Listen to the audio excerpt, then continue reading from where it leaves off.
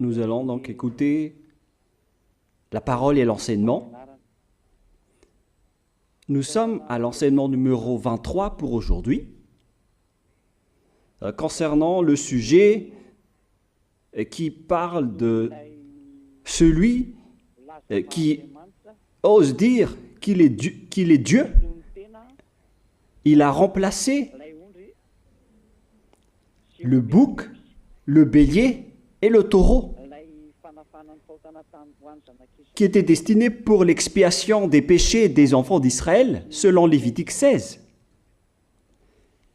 Dans Lévitique 16, nous voyons donc les béliers, les boucs et les taureaux pour l'expiation des péchés des enfants d'Israël, une fois chaque année. Et c'est ce schéma que nous allons vous enseigner en ce moment. En fait, j'ai déjà donné cet enseignement, mais je le rappelle aujourd'hui. Cette situation contredit directement la parole du Père Yahva, le Dieu d'Abraham, selon Deutéronome 4.2. Ne rajoutez rien et ne retranchez rien aux paroles. C'est dans Deutéronome 4.2 et aussi dans Deutéronome chapitre 13, à partir du verset 1, ou Deutéronome 12, 32. Nous allons donc lire maintenant Deutéronome 12, 32, car nous avons déjà vu autrefois le Deutéronome 4.2. Donc dans Deutéronome 12, 32, vous observerez et vous mettrez en pratique toutes les choses que je vous ordonne. Vous n'y ajouterez rien et vous n'en retrancherez rien. Voilà donc dans le Deutéronome 12, 32. Et dans Deutéronome 4.2, je vais répéter, Deutéronome 4.2, vous n'ajouterez rien à ce que je vous prescris et vous n'en retrancherez rien, mais vous observerez les commandements de Yahva, votre Dieu, tels que je vous les prescris. Cette parole précise bien alors que il ne faut pas rajouter ni retrancher les paroles que je vous ai données. De quelles paroles parle-t-on? Nous allons lire Lévitique chapitre 16 pour voir quelles sont les lois d'expiation des péchés pour les enfants d'Israël. Les voilà. C'est dans Lévitique chapitre 16, verset 3 d'abord, pour commencer. Voilà donc ce qu'on ne doit pas changer, alors que nous avons tous su, nous avons tous vu qu'ils les ont remplacés par Jésus ou Jesus. Ce n'est pas une diffamation, nous le voyons tous. Alors que chacun réfléchisse. Lévitique chapitre 16, verset 3. Voici de quelle manière Aaron entrera dans le sanctuaire. Il prendra un jeune taureau pour le sacrifice d'expiation et un bélier pour l'holocauste. Voilà, nous le voyons tous clairement, cette parole.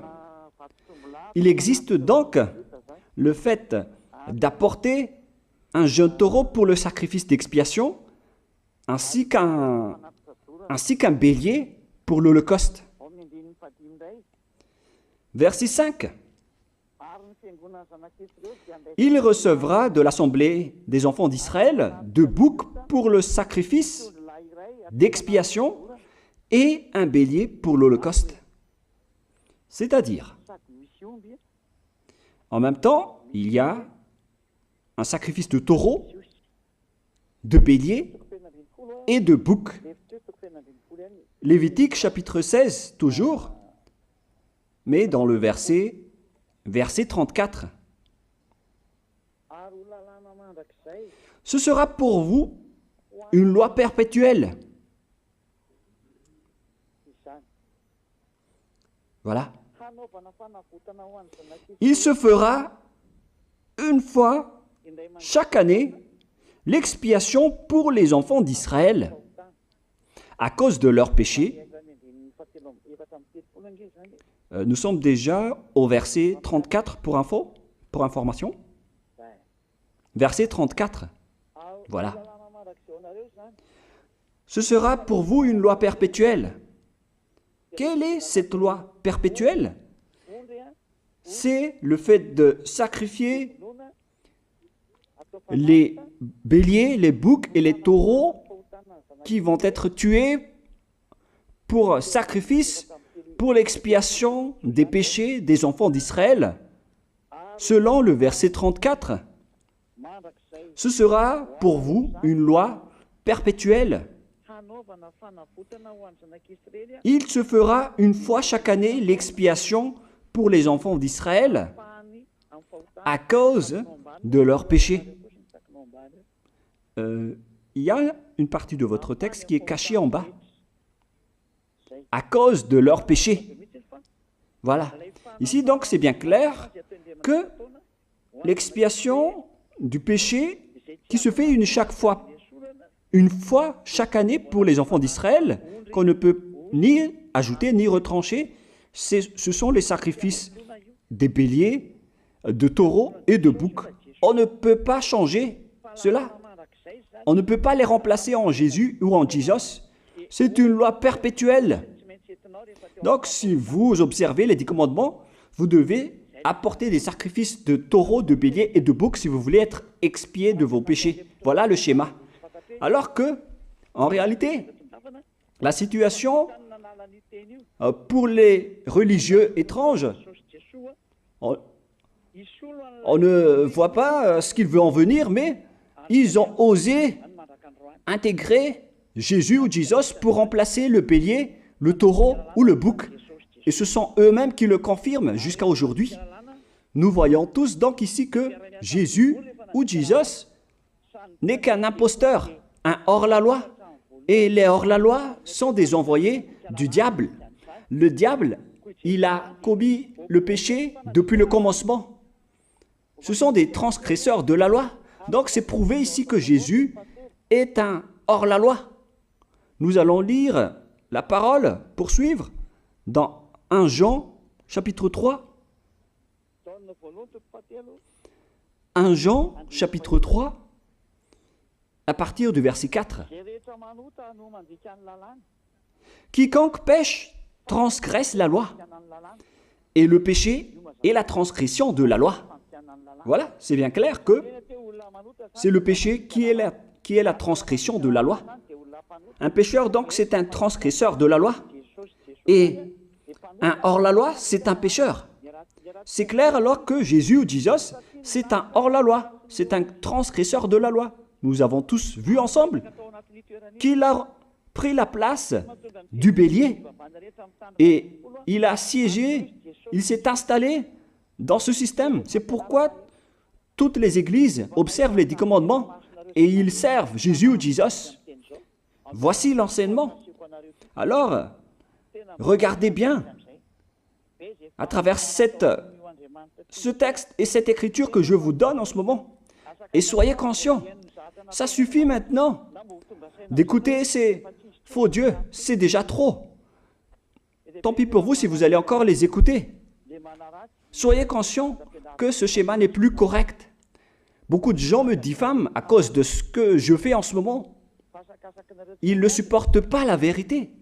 Mais ça dépend de chacun de vous. Et moi, je vous avertis, pour vous qui vont être baptisés et qui veulent être baptisés, mais qui entendent les diffamations et les critiques des autres, ne croyez pas en cela. Ce ne sont pas du tout vrai. La parole de Élia est directe. Ce ne sont que des mensonges. L'ôtement du péché, ce sont des personnes qui sont non-pécheurs qui peuvent le faire. Ce n'est pas logique de dire que les fidèles sont ôtés des péchés et le leader est un pécheur. Ce n'est pas du tout écrit dans la Sainte Écriture. Ce qui est écrit dans la Bible, c'est que le bon arbre donne de bons fruits et le mauvais arbre de mauvais fruits. Et le bon arbre ne donne jamais de mauvais fruits, et le mauvais arbre ne donne jamais de bons fruits.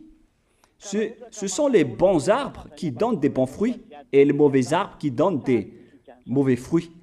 Et donc, si l'ambassadeur de Yahushua, Zedia Elia, a produit des personnes qui ne pêchent plus, alors il est bon, il est une bonne personne. Il n'a jamais fait aucun mal, même pas le moindre mal. Voilà donc la leçon pour vous, car dans le cadre de ce baptême qui va arriver, il y a beaucoup de diffamation et de critiques. Donc je vous conseille de ne pas écouter cela, car ce n'est pas du tout la vérité. Ils font ça juste pour diffamer et blâmer la bonté de Yahushua, alors ne les suivez pas. Donc là, on voit bien que ce n'est pas de la diffamation. Nous avons tous vu ensemble. Je vous ai donné la parole.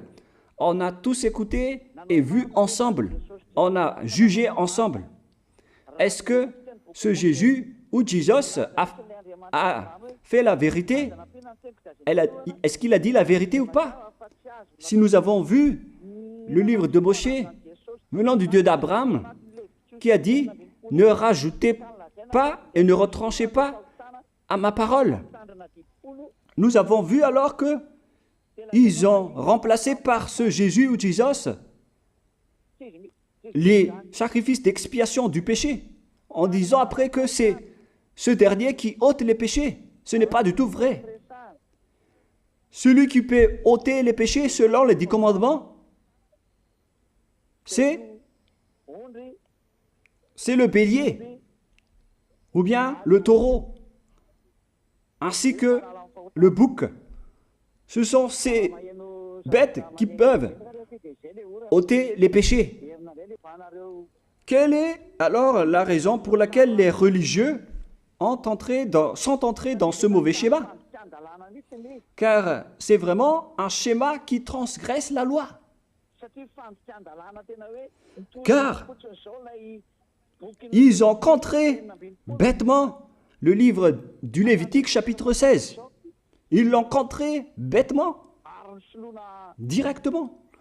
Et après, ils ont remplacé par leur faux Dieu. Un faux Dieu car c'est directement un hors-la-loi. Il a contredit le Dieu d'Abraham. Nous voyons la preuve ici qu'il a contredit vraiment le Dieu d'Abraham, qu'on appelle par le nom de Yahweh et Yahushua son fils. Car ce Dieu d'Abraham, il a bien dit qu'il ne faut ni ajouter ni retrancher à ses paroles. Il faut les observer car ce sont les commandements de Yahweh, ton Dieu. Et ces lois qu'on ne doit pas rajouter ni retrancher veut dire qu'il ne faut pas toucher au Lévitique chapitre 16, car c'est ce livre qui ôte les péchés. Alors que nous voyons tous que personne ne le pratique plus. Si les 10 commandements, si les prêtres et les pasteurs pratiquent bien les 10 commandements, alors ils doivent faire le sacrifice de bélier et de taureau et de bouc pour l'expiation de leurs péchés. Alors que nous voyons tous que personne ne le fait plus. Alors qu'en même temps, ils observent les 10 commandements. C'est donc de la transgression de la loi. Et en plus, ils ont enlevé le Lévitique 16 en le remplaçant par Jésus ou Jésus. C'est-à-dire qu'ils ont contredit la parole du vrai Dieu, le Dieu d'Abraham. Et est-ce que vous allez encore oser contredire cette vérité? Est-ce que vous allez encore dire que vous êtes dans la vérité, que vous êtes dans la justice? Mais qu'est-ce que vous cherchez? Vous cherchez à prier et à servir le Dieu d'Abraham. Si vous voulez servir le Dieu d'Abraham, vous n'allez pas enlever le Lévitique 16, vous allez restaurer le Lévitique 16. Mais est-ce que vous allez encore oser le faire? Est-ce que vous pouvez encore le faire? La réponse, non. Vous ne pouvez plus le faire. Alors que il s'agit de l'expiation de vos péchés. Et dans ce cas-là, c'est obligatoire de le faire. J'ai expliqué l'essentiel jusque-là. Et après, je vais vous donner la raison pour laquelle ils ont fait cette grande folie en intégrant dans le Lévitique 16, à la place du Lévitique 16, leur faux Dieu. C'est vraiment de la transgression de la loi. Vous n'avez pas servi le Dieu d'Abraham. Il n'aurait pas dû faire ça jusqu'à la fin, car il a dit qu'il ne faut pas ajouter ni retrancher à ses paroles, alors que vous avez osé le contredire et les changer. Nous allons donc voir maintenant dans Psaume chapitre 40, quelle est la raison pour laquelle les prêtres et les religieux ont arrêté le Lévitique 16 en le remplaçant par Jésus ou Jesus pour remplacer les boucs, le bélier et les taureaux. Et je vais vous expliquer la raison. Et eux, ils ne peuvent pas le nier car ils l'ont fait. Et si, par exemple, ils ne connaissent pas, alors il ne faut plus faire du n'importe quoi. Il faut que vous soyez enseigné par Élia, si vous voulez encore sauver votre esprit. Mais si vous ne voulez pas, alors tant pis pour vous et assumez les conséquences. Psaume chapitre 40, versets 6 à 8. Psaume 40, versets 6 à 8. Voilà donc le dégât qu'ils ont subi. Tu ne désires ni sacrifice ni offrande.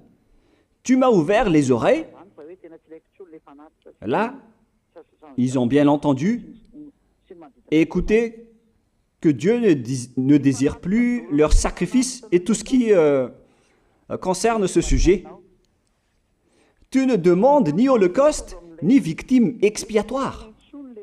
Ici donc, on est arrivé au stade où on n'a plus besoin des sacrifices.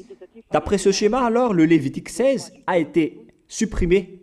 Et logiquement, puisque c'est une alliance qui a été détruite, alors on ne peut plus y entrer, car on ne peut pas ajouter ni retrancher aux paroles. Et donc, si on ne peut pas y entrer d'après la parole qui dit qu'on ne peut pas rajouter ni retrancher, si le Dieu d'Abraham a interdit le sacerdoce, alors logiquement, vous ne devez plus y entrer. Sinon, vous allez vous autoproclamer en tant que pécheur à jamais, alors que les pécheurs et les malfaiteurs n'iront jamais au ciel des cieux. C'est clair alors que c'est devenu un sens interdit, les 10 commandements et les lois de Moïse, d'après ce schéma, car c'est la relation avec le Père Yahva qui a été détruite, qui a été supprimée, car il n'y a plus d'expiation de péché pour vous. Alors vous êtes fous si vous allez encore entrer dans ce schéma. C'est pourquoi on a besoin d'une nouvelle alliance, car l'alliance des 10 commandements et les lois de Moïse ne sont plus correctes. C'est devenu supprimé, car on ne peut plus faire le sacerdoce, mais les religieux ainsi que les faux dieux, ils ne se sont pas... ils ont facilité les choses en intégrant leur faux dieu à la place du bélier, du bouc et du taureau. Et voilà, c'est bien clair. Et d'après eux-mêmes, ils ont dit que l'intégration de Jésus ou de Jesus, c'est d'après ce livre des psaumes. Vous voyez que ici, je n'ai pas dit du n'importe quoi, c'est la vérité que j'ai dit. Je n'ai pas incriminé qui que ce soit. C'est vraiment la réalité, la vérité. Alors, ici, on prouve bien que ça a été supprimé, ce n'est plus autorisé. Et c'est encore confirmé dans Ésaïe 66.3 que celui qui fait des sacrifices, c'est comme celui qui fait de l'idolâtrie. Celui qui immole un bœuf est comme celui qui tuerait un homme.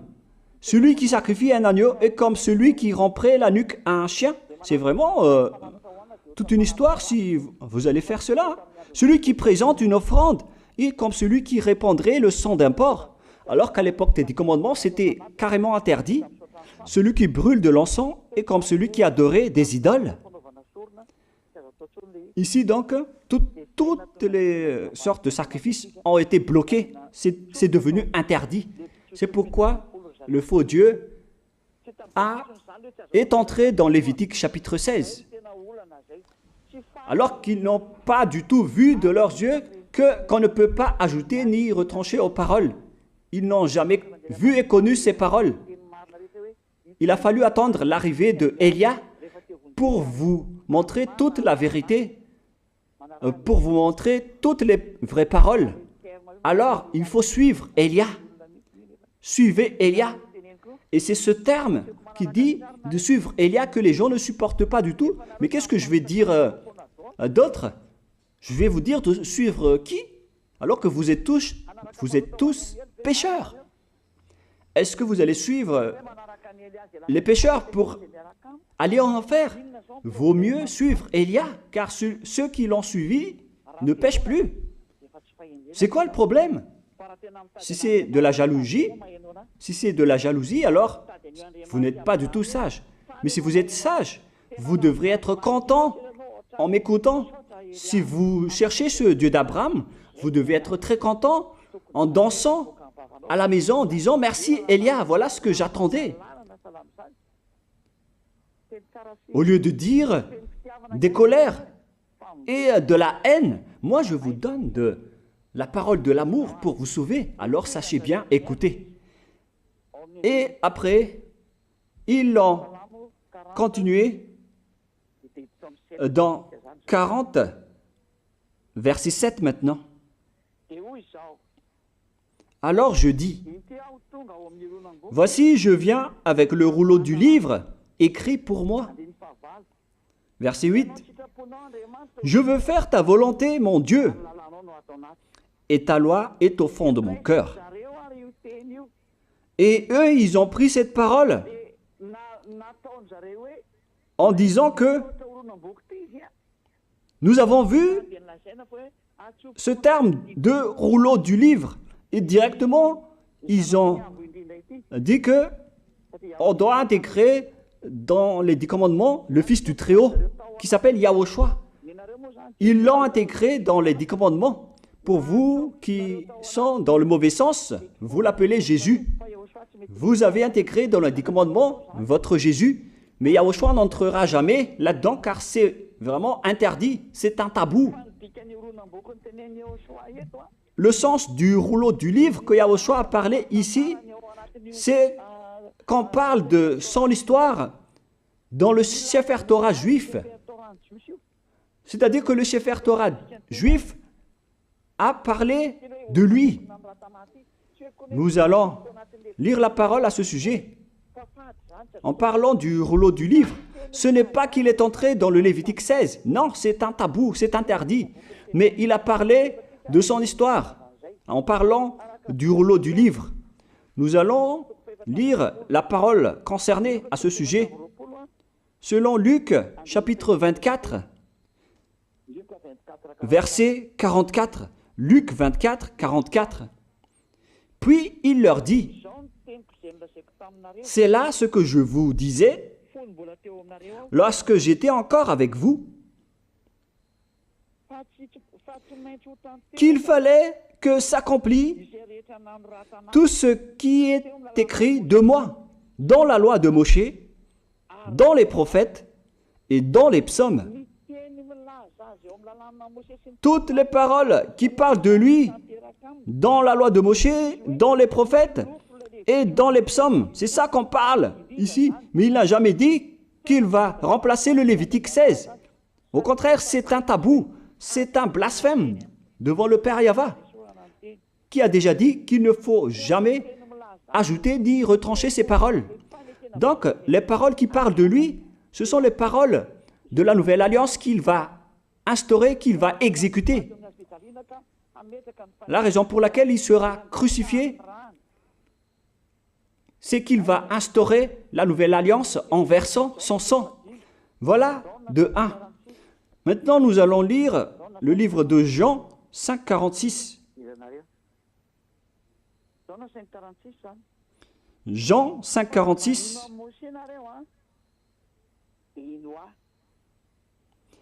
Alors, car si vous croyez en Moshe, vous me croiriez aussi, parce qu'il a écrit de moi. Il a écrit à propos de Yahushua. C'est pourquoi on parle du rouleau de livre qui a écrit pour lui. Et Moshe aussi a participé à son histoire en parlant de lui. Mais ce n'est pas que on a supprimé le Lévitique 16 en remplaçant par le fils du Très-Haut. Non, ce n'est pas du tout cela. Il y a beaucoup de paroles qui a parlé de lui depuis les lois de Moshe, depuis les prophètes et depuis les psaumes. C'est pour ça qu'on parle du rouleau du livre qui a écrit à propos de lui. Mais ce n'est pas que vous allez supprimer le Lévitique 16 en le remplaçant par le fils du Très-Haut. C'est vraiment une abomination de votre part. Je vous ai donné maintenant l'explication. Il ne faut pas rajouter ni retrancher aux lois de Moshe. C'est une alliance en bonne forme qu'on ne peut pas toucher ni enlever. C'est dans Galates 3,15. Galates 3,15. Une disposition en bonne forme ne doit pas être changée ou transformée. Les lois de Moshe, c'est une alliance en bonne forme qu'on a versé le sang de Zébu en plus. Donc on ne peut ni retrancher ni rajouter. Le pire alors, c'est que vous qui êtes les fidèles de Jésus, vous l'avez intégré dans les lois de Moshe en remplaçant le Lévitique 16. On parle de votre Jésus ou Jesus. Je vous pose la question, est-ce que vous oserez dire que vous n'êtes pas pécheur à ce sujet? Car c'est vraiment de la transgression de la loi de la part de votre faux Dieu. Donc s'il est pécheur, alors logiquement vous êtes aussi pécheur. Et vous-même, vous avez dit que vous êtes pécheur. Voilà ce que vous avez fait. Et vous n'allez jamais être épargné. C'est pourquoi je vous appelle tous maintenant. Soyez baptisés et sauvez votre chemin, c'est-à-dire votre esprit. Sauvez votre esprit car il ira en enfer si vous ne le sauvez pas. Pour vous qui serez baptisés bientôt, l'explication est claire. Alors prenez une décision maintenant. N'écoutez jamais les diffamations qui sont faites par les diables. Ce sont eux qui vous empêchent d'aller vers la vérité. Ne soyez plus des poubelles dans votre conscience. N'acceptez plus cela. Il faut écouter l'envoyé du ciel des cieux, c'est-à-dire moi. Voilà l'explication. Vous avez fait du n'importe quoi avec votre faux Dieu. C'est votre faux Dieu qui a péché au commencement. Et logiquement, donc, vous avez tous aussi transgressé la loi avec lui. Et maintenant, vous êtes tous dans le péché. Et vous vous abritez dans la parole qui dit Dieu n'est pas venu pour appeler les justes, mais les pécheurs, pour se repentir. Le problème, c'est que c'est votre Dieu qui est vraiment un pécheur. Voilà le schéma qui prouve qu'il est pécheur. Donc, je vous souhaite à tous d'être bénis par Yahushua. Prions ensemble.